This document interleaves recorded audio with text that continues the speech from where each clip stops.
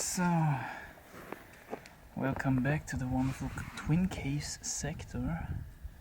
I'm still not in the mood to go for the very hard stuff, but I think later in the day could be good. The tufas are not too wet, maybe a little bit more wet than last time, since it rained today night.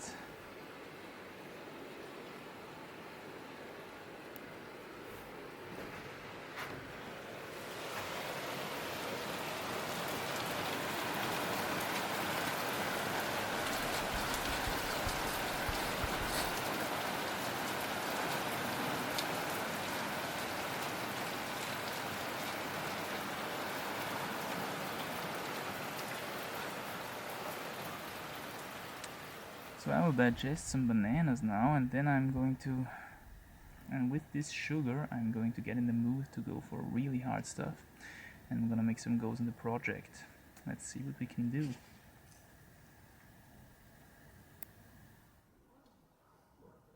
Alright my friends, and since I didn't do it for a longer time, I thought I'll make another analytic episode out of my ascent of this epic 8B plus line called Spinster. It starts at the bottom of the cave and leads all the way through this huge, steep overhang, which features super physical and athletic climbing. From there it enters a smaller section of tiny edges at the start of the slightly overhanging top wall, and this is followed by a mediocre but important rest, after which one arrives at the final crux of the route, a super hard fight against an always wet, huge tufa. The route is about 30 meters long, and although it features a variety of smaller, more bouldery cruxes, I would definitely say it's more of an endurance test piece, which is why I will put an emphasis on pump resistance and pump management during this analysis. For this purpose, I invented a highly sophisticated, complex and accurate device called Pumpometer. It is already patented, so don't even bother. It shows at any given moment during the ascent the pumpedness of both hands, and will thus help me explain some of the strategies I used to increase the chance for ascent.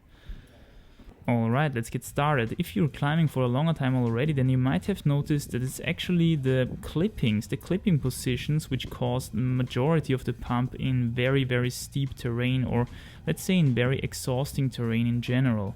And this is exactly the case in this example here, because as you can see it is super steep and athletic climbing, and I want you to pay attention to especially the first 4 clips, because they are all performed with the left hand. I clipped them all with my left hand, which means that they result in an especially huge pump in my right hand.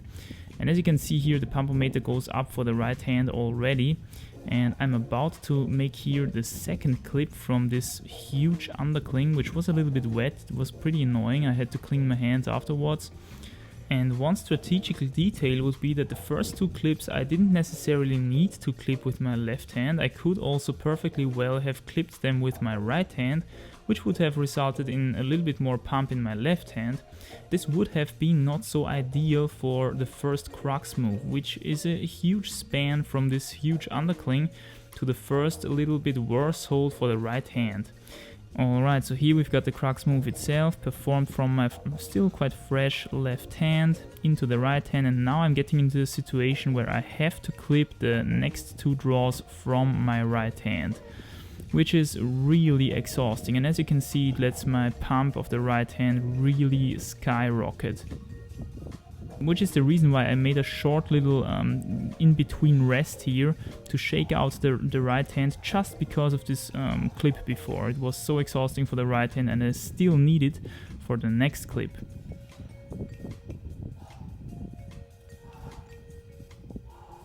And as you can see, I'm shaking it here again shortly to get rid of the clipping pump, so to say. Getting my left foot up high, grabbing the rope and clipping as fast as possible to avoid any extra pump.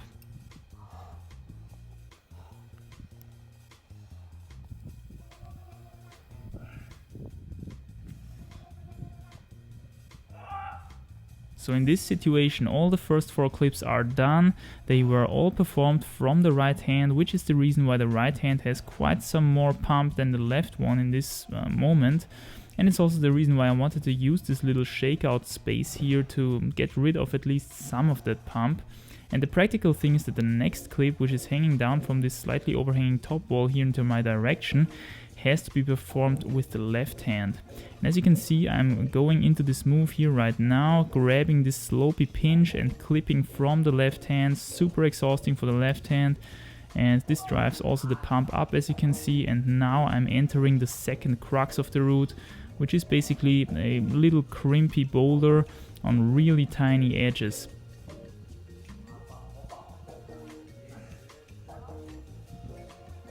It is even harder to perform such moves if you've got a sudden style change.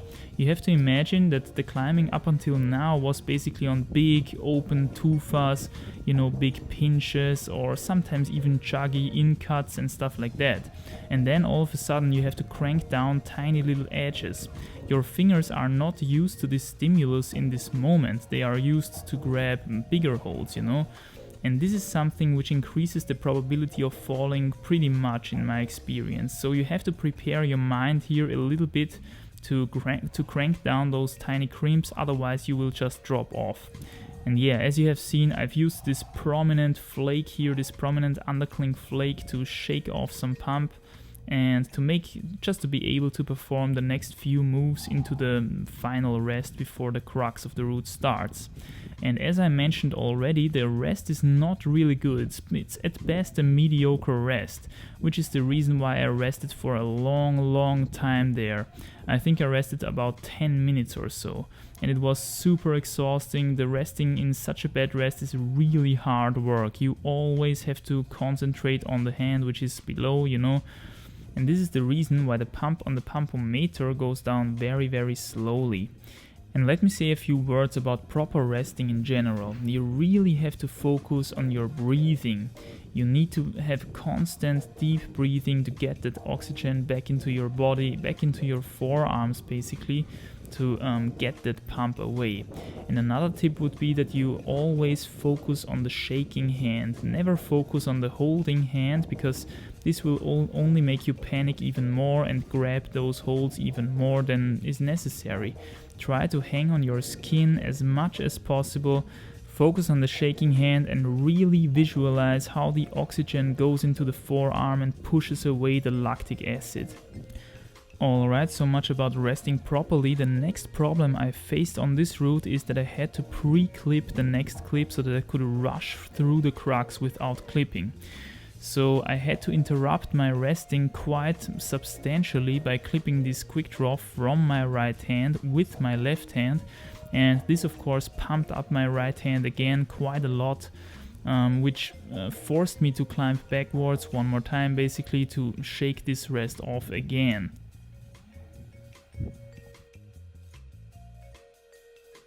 And in this moment I was almost certain that I was going to fall, because I still had so much pump left in my hands and I knew it's going to be the hardest moves of the whole route. But yeah, somehow I managed to stick it. It's a crazy sequence.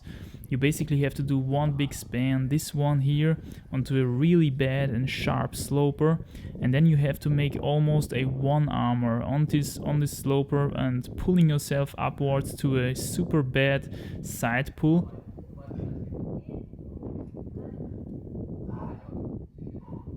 And once you've got that, you've got enough height to reach to the next good pinch, and from this pinch you basically have to stand up on this wet tufa, pushing yourself into the next jogs.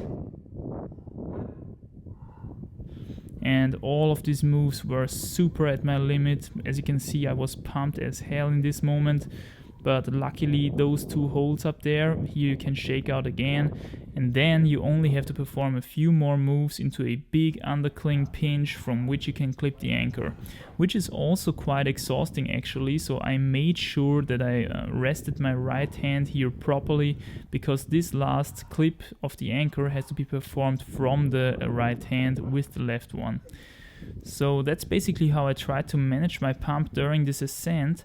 I hope you've got at least some ideas for your next endurance test piece project, and yeah, I think I'm going to end this voiceover here and let my real self continue with the video.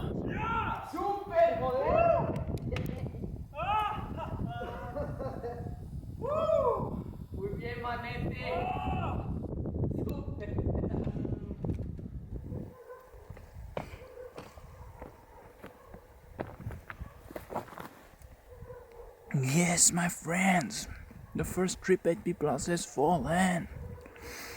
Psyched. Such an epic line. It's absolutely the king line. I would say it's the king line of the crack. And so exhausting, man. I came down, nearly lost consciousness because I was so exhausted. You know, all that resting. I hate that resting stuff. I really love it when I can run through a route really quickly, you know, and it's over after 1 or 2 minutes. But here you have to fight so long. First you've got this incredible overhang, then you have the first crux over the ledge, and you get to this rest, and the rest is bad, you know. You have to wait so long, I don't know, 10 minutes, 15 minutes until the pump goes a little bit away. And then with the rest pump, you have to do the crux of the route, which is so incredible. Wrestling around with this wet tufa. Just amazing. So glad it's done. On to the next one. I'm psyched. So, gonna head down now. Get some food in. And maybe a little bit of celebration. Who knows?